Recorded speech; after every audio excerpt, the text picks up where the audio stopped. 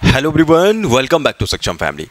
आज के इस वीडियो में हम बात करेंगे सक्षम प्रैक्टिस सेट जो मंथली टेस्ट सीरीज़ होती है, टेस्ट होता है, उसका जो है कंप्यूटर रीजनिंग का सॉल्यूशन हम इस वीडियो के अंदर देखेंगे।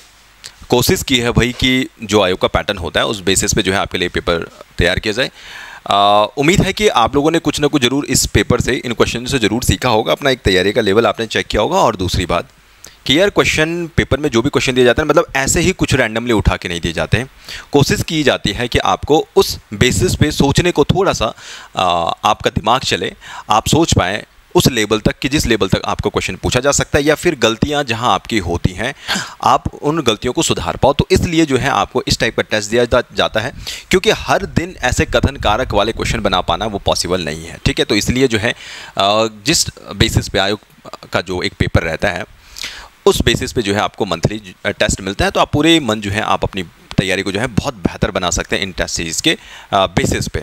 आज के कुछ क्वेश्चन वही होंगे, बहुत सारे कुछ आसान क्वेश्चन है, 2-3 आपको हो सकता है टफ लगे, लेकिन फिर भी कोशिश यही थी कि भैया आसानी दिया जाए, थोड़ा सा आपका कॉन्फिडेंस बिल्डअप हो पाए।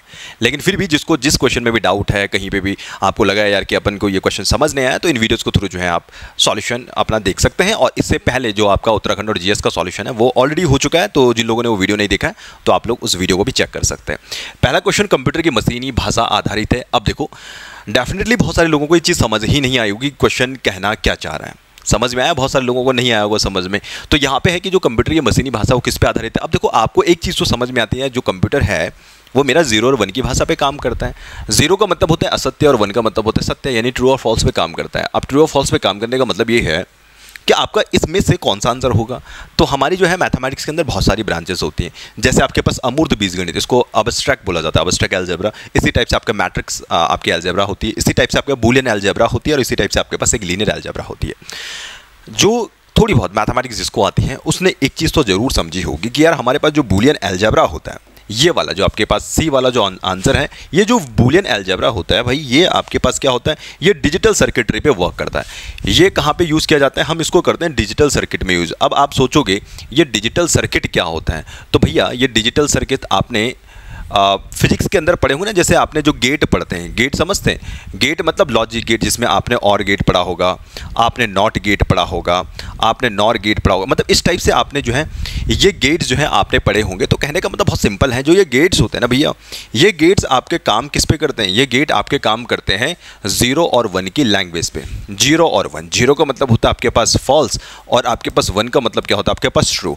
और कंप्यूटर भी इसी टाइप से आपका काम करता है। कंप्यूटर भी क्या करता है, आपको 0 और 1 की भाषा पे काम करता है, उसमें भी आपके पास डिजिटल सर्किटरी होती है, और डिजिटल सर्किटरी का मतलब आपका वहाँ पे 0 1 की फॉर्म में आपका काम किया जाएगा। इसलिए इसका आंसर होता है बूलियन बीजगणित, यानी आपके पास जो है ऑप्शन सी जो है इसका आंसर हो जाता है। ठीक है, बाकी हम इसमें ज़्यादा जाएंगे नहीं। बाकी देखिए, ये 1854 में एक बूलियन नाम के ही कोई साइंटिस्ट थे, उन्होंने इसको डिज़ाइन किया था, उन्होंने इसको बनाया था, तो उन्हीं के नाम पर जो है मैथमेटिक्स की इस ब्रांच का नाम पड़ गया। तो 87 क्वेश्चन की तरफ चलेंगे। 87 क्वेश्चन, ये थोड़ा सा अच्छा क्वेश्चन लगा मुझे इस पेपर में। वो इसलिए लगा क्योंकि मरकरी क्या है। अब मरकरी क्या है, एक तो मरकरी वो होता है भैया जो आपने देखा ही होगा, जो आपके पास टेम्परेचर वगैरह को रिकॉर्ड करने के लिए होता है, हालांकि अब तो चीज़ें चेंज हो गई है। इसमें आपके पास मरकरी आपके पास क्या है, एक प्रोग्रामिंग लैंग्वेज है। अब नहीं सुना होगा ना नाम। अब देखो, आयोग का थोड़ा पैटर्न समझो। अगर कभी भी लैंग्वेज से रिलेटेड क्वेश्चन आता है तो ना ऐसे डिट्टो नहीं पूछता डायरेक्टली, जो किताबों में होते हैं अक्सर वो नहीं आता है। आगे तो वैलेंटाइन है, वो सभी को कर जाएंगे, लेकिन अगर आपको थोड़ा सा एडवांस चलना है तो आपको लैंग्वेज से रिलेटेड कुछ चीज़ें देखनी पड़ेंगी। जैसे आपको ध्यान होगा, परसों हमने एक डॉक्टर वेब करके एक एंटीवायरस करवाया था, याद है ना सभी को। आप लोग यकीन नहीं करोगे, शायद वो अभी 2023 में वो किसी एमपी में आया हुआ क्वेश्चन है, करंट में था तो डाल दिया। तो इसी टाइप से जो है आपके पास क्वेश्चन आते हैं। अब देखो, जो लैंग्वेज होती है ना वो सबको पता होगी लगभग, जिन्होंने चीज़ें पढ़ी होंगी, लेकिन थोड़ा नया क्या है इसमें। तो अभी यहाँ पे मरकरी क्या होगा, इसमें एक प्रोग्रामिंग लैंग्वेज होती है। क्यों? क्योंकि मरकरी आपके पास कैसी है, ये यहाँ पे जो मरकरी है मैं इसको यहाँ पे लिख देता हूँ, ये 5th जनरेशन की आपके पास लैंग्वेज है। 5th जनरेशन में आपके पास एक मरकरी आ जाएगा। ठीक, अब देखो इसको याद रखना है आपको, एक मरकरी होता है, एक आपका यहाँ पे लिस्प आ जाएगा। ठीक, यहाँ पे आपके पास एक आता है प्रोलॉग। ये अभी उत्तराखंड पीसीएस में भी क्वेश्चन आया था प्रोलॉग का, बहुत सारे लोगों ने गलत किया होगा। या हम इसको आर्टिफिशियल इंटेलिजेंस भी कह सकते हैं कि आर्टिफिशियल इंटेलिजेंस में जो काम किया जाता है जिन लैंग्वेज में, वो आपके पास इस टाइप की होती हैं। इसी टाइप से अक्सर आपको 3rd जनरेशन की लैंग्वेज भी पूछ ली जाती हैं। 3rd जनरेशन लैंग्वेज में सी हो गया भैया आपके पास, C++ हो गया आपके पास, पास्कल आपके पास हो गया, आपके पास जावा हो गया। देखिए ये सारे क्वेश्चन वो हैं जो एग्जाम में पूछे जाते हैं। इसी टाइप से आपका फॉर्ट्रेन हो गया, ठीक है, फॉर्मूला ट्रांसलेशन जिसे बोला जाता है, ये आपके पास कौन सी पीढ़ी में आ गए, थर्ड पीढ़ी में। इसी टाइप से आपके पास एक फोर्थ जनरेशन की आपके पास कुछ लैंग्वेजेस होती हैं, तो आपके पास जो पाइथन होती है आपके पास वो फोर्थ जनरेशन में आ जाती है, पाइथन, ठीक है, जिसको थोड़ा सा ध्यान रखना, इनसे रिलेटेड अक्सर एग्जाम में क्वेश्चन पूछा जाता है। तो मरकरी आपके पास क्या है, एक लैंग्वेज है आपके पास फिफ्थ जनरेशन की, जिसे हम कह सकते हैं। बाकी यार देखो ऑपरेटिंग सिस्टम के बारे में आपको पता होगा, हमारे पास बहुत सारे टाइप के ऑपरेटिंग सिस्टम होंगे, दो आप एटलीस्ट याद रखिएगा, आपके पास एक यूनिक्स हो गया, एक लाइनक्स हो गया। इनसे रिलेटेड अक्सर एग्जाम में क्वेश्चन पूछा जाता है, तो थोड़ा बहुत आपको उसको पता होना चाहिए। इसी टाइप से आपके पास जो विंडो है ये भी आपके पास ऑपरेटिंग सिस्टम है। ऑपरेटिंग सिस्टम से रिलेटेड क्वेश्चन पूछे जाते हैं, ओपन क्या होता है, क्लोज क्या होता है, इस टाइप से चीज़ें। पर अभी हम इसमें बहुत ज़्यादा नहीं जाएंगे क्योंकि आपके लिए जो इंपॉर्टेंट है बस हम केवल उसी पे डिस्कस करेंगे। बाकी सॉफ्टवेयर एंड हार्डवेयर के बारे में आपको पता होगा, सॉफ्टवेयर जिसे छू सकते हैं, और जिसे छू नहीं सकते हैं, जिसे आप फील नहीं कर सकते हैं, और हार्डवेयर जिसे आप छू सकते हैं। तो ये छोटा सा बेसिक सी चीज़ें हैं, तो इनके बारे में अगर आप रेगुलर प्रैक्टिस सेट से जुड़े हैं तो आपको ये कई बार में जो है मैं चीज़ें बता चुका हूँ, ठीक है। तो आगे बढ़ेंगे 88 की तरफ। क्वेश्चन क्या कहता है, क्वेश्चन कह रहा था निम्नलिखित में से कौन सा इनपुट डिवाइस का वैध कार्य नहीं है। यानी कोई भी आपके पास जो इनपुट डिवाइस होते हैं, इनपुट डिवाइस का मतलब जो आपका इनपुट लेंगे, जैसे फॉर एग्जांपल आपके पास जैसे OCR होता है, ऑप्टिकल कैरेक्टर रीडर, एक आपके पास इनपुट डिवाइस है। इसी टाइप से आपके पास MICR होता है, मैग्नेटिक इंक कैरेक्टर रीडर। इसी टाइप से आपके पास बहुत सारी चीज़ें हैं जो आपके इनपुट लेती हैं। तो जो भी एक इनपुट डिवाइस है वो आपका क्या काम नहीं करती है, तो यहाँ पे ध्यान दीजिएगा आप, इनपुट डेटा को निर्देशन कंप्यूटर को स्वीकार रूप में परिवर्तित करता है। कौन सा कार्य नहीं ये पूछ रहा है, यहाँ पे आपके पास देखो, क्या ये इनपुट डेटा को निर्देशों को कंप्यूटर को स्वीकार्य रूप में परिवर्तित करता है, कि भैया आप क्या करेंगे, इनपुट लेंगे और उसको जो है कंप्यूटर के लायक उसको बनाएंगे। क्या ये काम नहीं है इनपुट डिवाइस का? या ये स्टोरेज और आगे की प्रक्रिया के लिए स्टोरेज डिवाइस को इनपुट डेटा और निर्देश भेजता है? क्या यहाँ पे भैया कोई इनपुट होता है? क्या वो मेमोरी में सेव करने के लिए चीज़ों को नहीं भेजता है ना। देखो जब आप जैसे आपके पास माउस होता है, माउस भी आपके पास एक इनपुट डिवाइस है। इनपुट डिवाइस का काम जैसे आप एंटर कर रहे हो तो भैया वो चीज़ कोई स्टोरेज में जाके सेव हो रही तो है ना, उसका एक काम।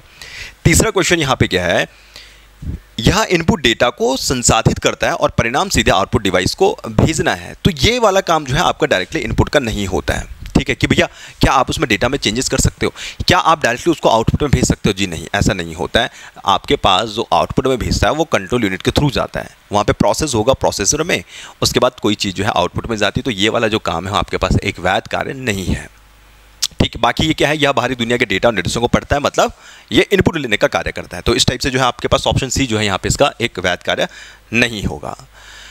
ईमेल हेडर के बारे में आपसे क्वेश्चन पूछा गया था कि ईमेल हेडर में कौन सा फील्ड शामिल नहीं है। पहले तो फील्ड समझ लो, फील्ड का मतलब एक ग्राउंड जिसमें बहुत सारी चीज़ें होती हैं। इसी टाइप से जब आप ईमेल लिखते हैं तो ईमेल में आपको बहुत सारी चीज़ें मिलती हैं। इसमें से क्या चीज़ है जो ईमेल के अंदर नहीं आता, तो ये सेव वाला, ये सेव जो है ये नहीं आता है। क्वेश्चन पूछा गया था कि कौन से आता है, इसका मतलब ये तीनों के तीनों आते हैं। ईमेल लिखिए आपने, देखो ईमेल कुछ ऐसे होती है, इस टाइप से होती है। ये तो आपके पास वो होगा जहाँ पे आपके पास मेन चीज़ें लिखते हैं, और इसके पास ऊपर से आपने कई चीज़ बार देखा होगा, यहाँ पे आपको पास टू मिल जाएगा, एक सेंडर हो जाता है, और इस टाइप से जो है एक ईमेल का आपको स्ट्रक्चर मिलेगा। कहने का मतलब देखो, एक तो टू होता है, टू का मतलब जो आपको रिसीवर होता है, मतलब जिसे आप भेजना चाहते हो। एक तो वो होगा प्राप्तकर्ता जिसे कह सकते हैं। इसी टाइप से आपके पास एक CC होता है, इसको बोला जाता है कार्बन कॉपी। कार्बन कॉपी का मतलब देखो, कार्बन कॉपी का मतलब क्या होता है, जब भी आप कोई चीज़ लिखते हैं तो वो उसकी एक जो है फोटोकॉपी टाइप में होती है। फोटोकॉपी तो अब दूसरे सेंस में होता है। कार्बन कॉपी, पहले कार्बन कॉपी देखी होगी ना आपने, पीछे से एक इस टाइप से कुछ इंक वाला रहता था, जो भी आप लिखते थे तो वो पीछे से क्या होता था, प्रिंट होता, छप जाता था वो दूसरे पेज पे। तो कार्बन कॉपी भी इसी टाइप से होती है, जो आपकी मेल जो आपने लिखी है तो उसी की एक कॉपी, उसको कार्बन कॉपी बोला जाता है, जो आप किसी सेंडर को भेज सकते, मतलब किसी प्राप्तकर्ता को भेज सकते हैं। इसी टाइप से होता है एक ब्लाइंड कार्बन कॉपी, मतलब वो कार्बन कॉपी है, जो मेल आपने लिखी है वो सेम वही है, लेकिन वो एक कॉन्फिडेंशियल टाइप का होता है। यानी आपको किसी को ही वो पता चलता है, जो सेंडर होता है, कि यार आप एक्चुअल में किस चीज़ को भेज रहे हो, तो उसको बोला जाता है ब्लाइंड कार्बन कॉपी। बात समझ में, जो मतलब जो हर किसी को नहीं दिखने वाला है। तो इसलिए आपके पास जो है ईमेल हेडर के अंदर ये तीन चीज़ें होती हैं, 2CC और BCC। तो इसलिए आप यहाँ पे कौन सा आएगा, इसका पहला, तीसरा, चौथा जो है इसका आंसर हो जाएगा ऑप्शन नंबर C। सेव नहीं होता भैया उसमें, ठीक है। तो थोड़ा सा चीज़ें थोड़ा सा ध्यान रखिएगा। 90 की तरफ बढ़ेंगे। क्वेश्चन बोलता है निम्नलिखित में से किस कंपनी ने बिंग सर्च इंजन की शुरुआत की थी? तो आपको ध्यान रखना है यहाँ पे भैया, जो माइक्रोसॉफ्ट है इसने बिंग सर्च इंजन को जो है शुरुआत किया था, 2009 की बात है, ठीक है। ठीक है, तो इन्होंने जो है इसको बनाया था। इस टाइप से आपके पास सर्च इंजन आप सभी को पता होगा, जिसमें भैया आप क्या कर सकते हैं, कितनी चीज़ों को ढूंढते हैं। 2-3 चीज़ें होती है ना, एक आपके पास वेब ब्राउज़र होता है, वेब ब्राउज़र मतलब जिसके थ्रू आप इंटरनेट चलाते हैं, और एक इंटरनेट चलाने के लिए बाद आपको एक सर्च इंजन की भी ज़रूरत होती है। जैसे फॉर एग्जांपल हम गूगल क्रोम होता है ना एक, देखो गूगल तो सभी यूज़ करते हैं, हमारे पास होता है गूगल क्रोम। अब देखो जो ये गूगल क्रोम है, ये आपके पास क्या है, एक वेब ब्राउज़र है। वेब ब्राउज़र का मतलब जिसके थ्रू आप क्या चला पाते हैं, जिसके थ्रू आप ना इंटरनेट चला पाते हैं। और सेम इसी टाइप से क्या होता है, एक गूगल होता है। गूगल भी आप सभी को पता है, ये गूगल क्या है, ये आपके पास क्या है भैया, सर्च इंजन है। अब ये सर्च इंजन का काम क्या है, पहले तो आपको एक सॉफ्टवेयर चाहिए जिससे आप इंटरनेट ऑपरेट करते हैं, उसके बाद एक सर्च इंजन चाहिए जिसमें आप चीज़ें ढूंढ सकते हैं। तो यहाँ पे गूगल का क्या है, अपना वेब ब्राउज़र भी है और अपना एक सर्च इंजन भी है। लैरी पेज ने इसे बनाया था, इसको थोड़ा सा ध्यान रखिएगा। बाकी यहाँ पे आपके पास सर्च इंजन बहुत सारे होते हैं, जैसे फॉर एग्जांपल इसमें आपके पास Yandex आपको ध्यान रखना है, जो अक्सर एग्जाम में पूछा भी जाता है। बाइडू, ये भी आपको ध्यान रखना है। अब देखो एग्जाम का क्वेश्चन क्या बन सकता है भैया, व्हाट इज मतलब बाइडू क्या है, जैसे अभी मरकरी वाला क्वेश्चन था ना, इसी टाइप से आएगा बाइडू क्या है। आपको पता ही नहीं है सर्च इंजन है तो फिर कैसे क्वेश्चन कर सकते हो। तो बाइडू होगा, Yandex हो गया, याहू तो आपने तो सुना ही होगा याहू का नाम, ठीक है। इसी टाइप से आपके पास DuckDuckGo होता है, इसी टाइप से आपके पास ask.com होता है। तो ये थोड़ा सा आपको इन चीज़ों को थोड़ा सा नाम ध्यान रखिएगा। आपके पास Baidu is very important, Yandex is also important, तो थोड़ा सा इन चीज़ों के बारे में ध्यान रखिएगा। इसके अलावा याहू, गूगल तो आपको पता ही है, ठीक है। ये आपके पास AOL भी है, इसी टाइप से ये एक वेब पोर्टल होता है। चलिए आगे बढ़ेंगे, ठीक है। अब थोड़ा सा इसमें जो है रीजनिंग के क्वेश्चन है, या रीजनिंग के क्वेश्चन बहुत आसान है, बहुत ज़्यादा चीज़ें टफ नहीं है। एक सुबह A तथा B एक दूसरे के सम्मुख खड़े हैं, यदि A की जो परछाई है उसके पीछे बनती है तो B किस दिशा में, तो B जो है किस दिशा में। देखिए सिंपल सी बात है कि यार देखो दो चीज़ें हैं हमारे पास। आपने ये चीज़ देखी है ना, यहाँ पे आपके पास ईस्ट होता है, यहाँ पे आपके पास वेस्ट होता है, यहाँ पे आपके पास नॉर्थ होता है, यहाँ पे आपके पास साउथ होता है। ये कुछ डायरेक्शंस होती है। इसने कहा यदि A की जो परछाई है वो क्या बोलता है ये क्वेश्चन, यदि A की परछाई उसके पीछे बनती है, A की परछाई उसके पीछे बनती है। मान लो अगर मैं खड़ा हूँ तो मेरी परछाई मेरे पीछे बन रही है। अब देखो सूरज सुबह के टाइम पे यहाँ होगा, अगर सूरज सुबह यहाँ है तो भैया परछाई, अगर कोई आदमी यहाँ है तो परछाई कहाँ बनेगी, परछाई इधर बननी चाहिए, सीधी सी बात है। यानी जब सूरज पूरब दिशा में है तो परछाई इधर बनती है, और सूरज जब पश्चिम में आ गया इधर तो फिर परछाई आपकी बनेगी इस दिशा में। अब इसने क्या बोला, यदि A की परछाई उसके पीछे बनती तो B किस दिशा में उन्मुख है, तो भाई यहाँ पे A होगा, क्योंकि अगर A यहाँ खड़ा है ना तभी तो परछाई उसके यहाँ पीछे बनेगी। तो अगर A इधर है तो ऑब्वियस सी बात है ना B इस तरफ होगा। और इसने क्या बोला, ये दोनों के दोनों एक दूसरे के सामने खड़े हैं, तो A का मुँह इधर होगा, B का मुँह इस डायरेक्शन में होगा। तो B किस दिशा में देख रहा है अभी, ये आपका पश्चिम दिशा में देख रहा होगा, क्योंकि वेस्ट डायरेक्शन है। तो ऑप्शन सी जो है इसका आंसर हो जाएगा। तो सी जो है इसका आंसर कर लीजिएगा। चलिए क्वेश्चन नंबर 92 की तरफ बढ़ेंगे। क्वेश्चन कहता है निम्नलिखित 4 शब्दों में से 3 एक निश्चित तरीके से एक समान है, ठीक है। तो भैया यहाँ पे कह रहा है कि भैया आपके पास 4 हैं तो इसमें एक समान है, एक इसमें ऑड है। अब इसमें ऑड क्या है आपको ये देखना है। एक 10 भुज से मतलब क्या है, 10 भुज का मतलब 10 भुजाएं होती हैं। एक 10 भुज का मतलब एक भुजा उसमें एक्स्ट्रा कर दो, मतलब ये 11 भुजाओं वाला हो गया। षटभुज का मतलब 6 भुजाएं, सप्तभुज का मतलब 7 भुजाएं। भुजा मतलब समझते हैं ना, आपके पास भुजाओं को क्या बोला जाता है, आपके पास साइड जिसे बोलते हैं, ठीक है। पंचभुज का मतलब जिसमें 5 भुजाएं होंगी, ठीक। अब भुजाएं समझ रहे हो ना, जैसे मैंने ये कह दिया, जैसे आपके पास ये चतुर्भुज हो गया जिसके पास 4 साइड है, फर्स्ट सेकंड थर्ड फोर्थ, इस टाइप से। वैसे तो ये रेक्टेंगल लग रहा है, पर चलो फिर भी आपको समझाने के लिए मैंने चीज़ बताई। इसमें सबसे विषम कौन सा होगा, सबसे विषम आपके पास हो जाएगा षटभुज। क्यों हो जाएगा षटभुज, क्योंकि आपके पास ये एक इवन नंबर है, सम संख्या है, और आपके पास ये प्राइम नंबर देख लो, ये 5 7 ये सारे के सारे क्या हैं, प्राइम नंबर, ठीक। तो ये इस टाइप से जो है आपको डिफरेंट लिख जाता है। प्राइम नंबर जिसका जो भाग है वो केवल उसी संख्या से जाता है या 1 से जाता है, उसको प्राइम नंबर बोला जाता है। चलिए आगे बढ़ते हैं। दिए गए शब्दों का आपको विकल्प देखना था कि इसमें आपको चेक करना था कि इसमें कौन सा सही है। आप देखेंगे थोड़ा सा इसमें, अगर आप इसमें ध्यान देंगे, देखो इसमें 28 एंड 32 है, इन तीन दोनों के बीच में डिफरेंस देखेंगे तो आपको कितने का डिफरेंस मिलेगा, 4 का डिफरेंस मिलेगा, ठीक। 32 एंड आप 49 के बीच में देखेंगे तो 9 का डिफरेंस मिलेगा, ठीक है। और इसके बाद आप क्या चेक करेंगे, इससे इसे माइनस कर लो, आपको यहाँ पे 16 का डिफरेंस मिलेगा। इसका मतलब यहाँ पे क्या बन रहा है, देखिए यहाँ पे जो 4 है ना ये 2 का स्क्वायर है, 9 क्या है यहाँ पे 3 का स्क्वायर है, 4 क्या है यहाँ पे मतलब 16 4 का स्क्वायर है, यानी आने जो भी आएगा वो होगा 5 का स्क्वायर। और 5 का स्क्वायर का मतलब ये होगा यहाँ पे 25, और 25 का मतलब समझते हैं, 25 का मतलब ये है यहाँ पे एक्चुअल में 25 नहीं आएगा, ऐसे आएगा ना, ये यहाँ पे आएगा 25 ऐसे ऊपर। इसका मतलब आप क्या करेंगे, जैसे 28 में 4 जोड़ा 32 मिला, 32 में 9 जोड़ा तो 41, इसी टाइप से 57 में आप 25 ऐड करेंगे तो 7 + 5 12 हो जाता है एंड 8 आ जाएगा, यानी 82 इसका आंसर जाएगा। 57 में 25 ऐड कर लीजिएगा, यहाँ पे ये वाला आ जाएगा, तो 93 भी आप इसको ऐसे कर सकते थे। 94 क्वेश्चन की तरफ बढ़ते हैं। अब ये क्वेश्चन क्या बोलता है, क्वेश्चन बोलता है आपको कुछ डेटा दिया गया है, जानकारी कुछ दे रखी है, इन जानकारियों में बताना आपको कि जो कथन का उत्तर देने के लिए पर्याप्त है और उसी के अनुसार आपने अपने उत्तर का आपको चयन भी करना है। अब ये रिलेशन में क्वेश्चन है तो आपको कैसे बनाना है इसको। क्वेश्चन क्या बोलता है, देखो टी के संबंध में क्यू की स्थिति क्या है, ठीक है, टी के संबंध में क्यू की स्थिति बतानी है। पहले आपको ये कुछ ऑप्शंस आपको दे रखे हैं, ठीक है, ये कुछ कथन है 1 2 3, इससे आपको जो है थोड़ा सा इसको ड्रॉ करना पड़ेगा, समझना पड़ेगा। जैसे फॉर एग्जांपल आर एस के दाएं हैं, तो पहले इससे इस चीज़ से समझते हैं। इसने कहा आर जो है एस के दाएं है, अगर मैंने इसको यहाँ पे बना दिया एस, ठीक है, ये एस हो गया, और जो आर है वो एस के दाएं है, एस का दाएं, तो मतलब यहाँ पे क्या हो जाएगा, आर एस के दाएं है, देखो एस यहाँ पे है तो इसका दायां कहाँ हो जाएगा, ये कुछ ऐसे हो जाएगा, आर एस का दायां, ये दाएं हैं। टी एस के उत्तर में है, जो टी है वो एस के कहाँ है, उत्तर में, तो जो टी है वो एस के उत्तर में है, तो हम इसको ऐसे उत्तर बना लेते हैं। ये आप जो है टी इधर बना लीजिएगा, तो मैंने इसके उत्तर में इसको बना दिया, ठीक। उसके बाद और यू के उत्तर पूर्व में कौन, इसने क्या बोला, देखो जो टी है वो एस के तो उत्तर में है और यू के उत्तर पूर्व में है, कौन, हम टी के बारे में बात कर रहे होंगे, तो इसका मतलब यहाँ पे जो यू होगा वो कहाँ होगा, ये कुछ ऐसे हो जाएगा, ऐसे यू यहाँ पे हो जाएगा, ठीक। इसने यही तो बोला है, इसने क्या बोला था, समझना इस चीज़ को कि भैया जो टी है बोला वो एस के उत्तर में, हमने बनाया। दूसरा और यू के उत्तर पूर्व में है, तो देखो यू का उत्तर पूर्व क्या होगा, इधर होगा ना। अरे ये समझ रहे हैं, मान लो अगर मैंने यहाँ पे ये बना दिया ना यू इस टाइप से, ये समझ में आ रहा होगा सभी को। ये जो टी है ना, देखो टी का आपके पास ये कुछ एक ऐसा बनेगा, पूर्व दिशा बनेगी, ये आपके उत्तर दिशा बनेगी, एक आपके पास जो है साउथ डायरेक्शन नीचे की तरफ हो गई, ये आपके पास वेस्ट हो गई, तो आपके पास जो ये वाली दिशा है इसी के बारे में तो बात हो रही है। तो ये कौन सी दिशा है, या यहाँ पे कौन है आपके पास, बोला यू है, तो यहाँ पे यू ऐसे आ जाएगा, ठीक है। तो ये इस टाइप से जो है आपको थोड़ा सा ध्यान रखना है। इसके बाद इसने क्या बोला है, इसने बोला है आर जो है क्यू के उत्तर में है, आर क्यू के उत्तर में है ना, तो आर जो है क्यू के उत्तर में है, इसका मतलब भैया आर उत्तर में होगा अगर क्यू आपका यहाँ पे होगा ऐसे, तो ये कुछ ऐसे बनेगा।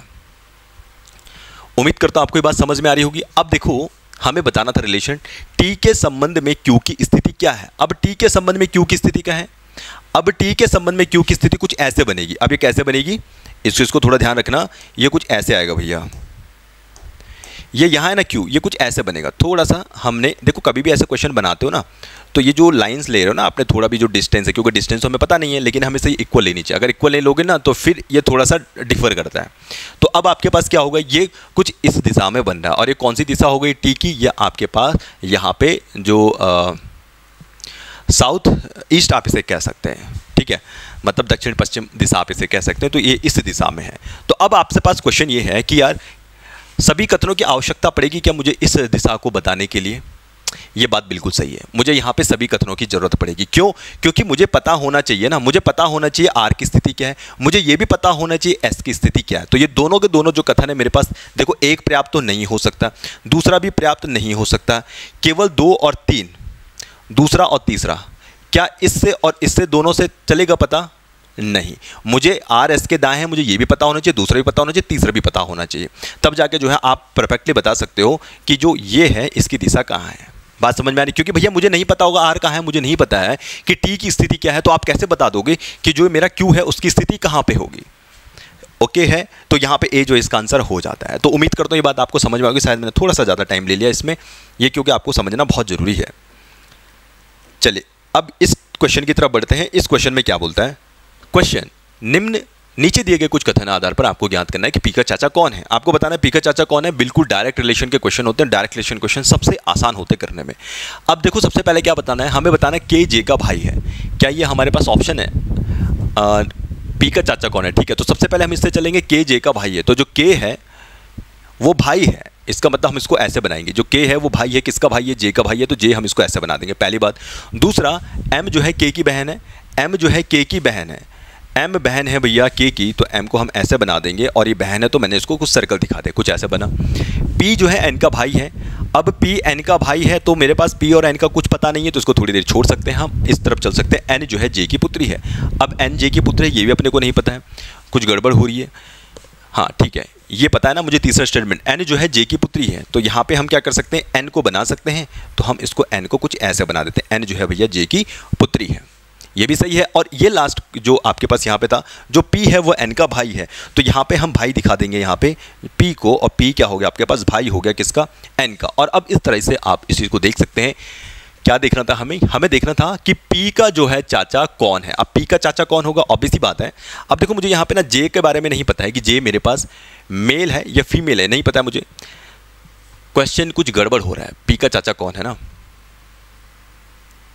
P का चाचा कौन है, तो इसमें तो हम निष्कर्ष ही नहीं निकाल सकते, ठीक है ना। क्यों, P का चाचा कौन है, तो देखो अगर J का मुझे तो ये पता ही नहीं है ना कि इसका जो है वो मेल है या फीमेल है। अगर मुझे पता होता ये मेल है, अगर मुझे पता है कि अगर भैया ये मेल होता, अगर J मेल होता तो K इसका आंसर होना चाहिए था, लेकिन यहाँ पे जो है ये पता ही नहीं है कि ये मेल है या फीमेल है। अदरवाइज़ तो फिर J तो फिर इसकी सिस्टर भी हो सकती है ना। सिस्टर का मतलब ये आपकी फीमेल भी हो सकती है, और फीमेल लोगे तो फिर भैया K उसका मामा आ जाएगा, तो यहाँ पे निष्कर्ष नहीं निकाल सकते, ठीक है। तो इस चीज़ को थोड़ा सा ध्यान रखिएगा।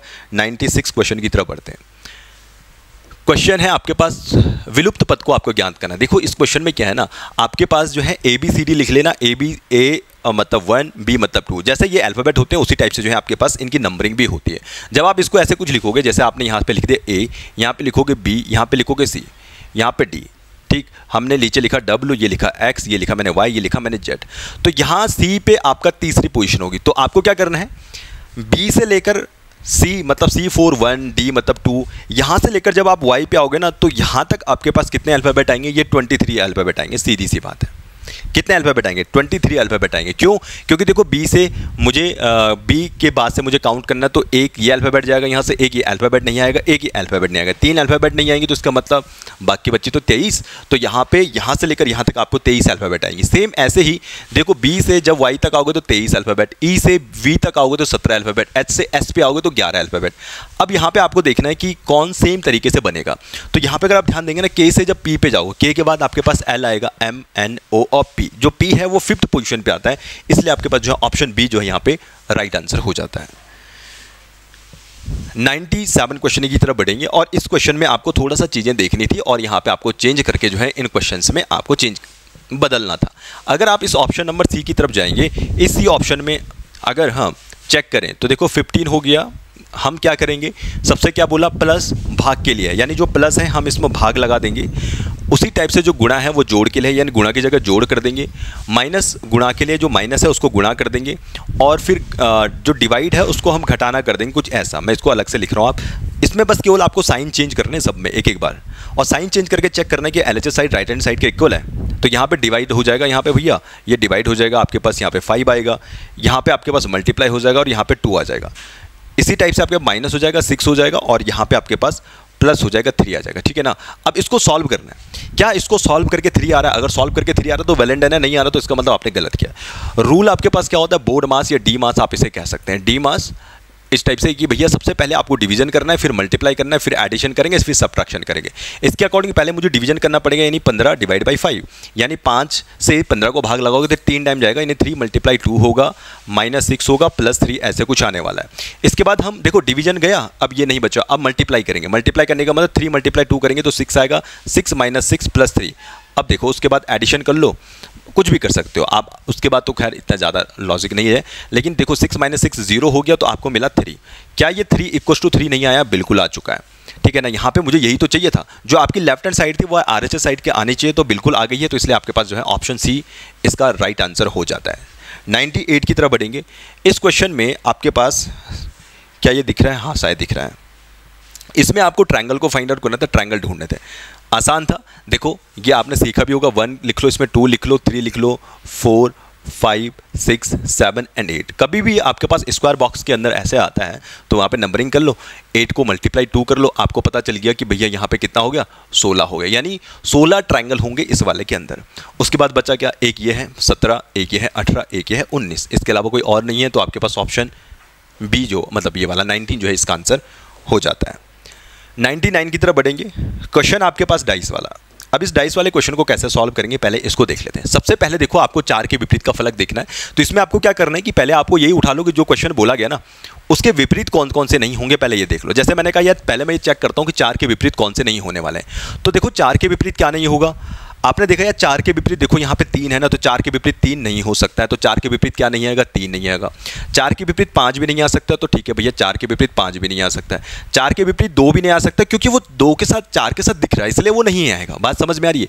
क्योंकि देखो ना भैया आपके पास जब ये जो 2 है वो 4 के साथ दिख रहा है तो पीछे कैसे हो सकता है, नहीं हो सकता है। तो इसका मतलब 4 के पीछे 3, 5, 2 में से कोई भी नहीं आ सकता है। अब कौन सा बचा, अब आपके पास एक 1 बचा हुआ है और आपके पास 6 बचा हुआ, यानी ये 2 नंबर हैं जो 4 के पीछे आ सकते हैं। क्या हमारा आंसर आया? नहीं आया। अब क्या करना पड़ेगा, अब आप क्या करेंगे, अब इसमें आप 2 चीज़ें कर सकते हैं। इसमें आप एक चीज़ ये कर लो कि अब आप यहाँ पे देख लो कि यार सबसे ज़्यादा नंबर कौन सा दिख रहा है आपको दिख रहा है यहाँ पे 3 जो सबसे ज़्यादा नंबर है, तो यहाँ पे मैंने लिखा 3। अब आप ये चेक करो कि 3 के पीछे क्या नहीं आ सकता है। देखो 3 के पीछे 5 और 1 तो नहीं आ सकता क्योंकि हमें दिख रहे हैं 3 के साथ, तो भैया ये 5 नहीं आ सकता, इसके साथ ये 1 नहीं आ सकता।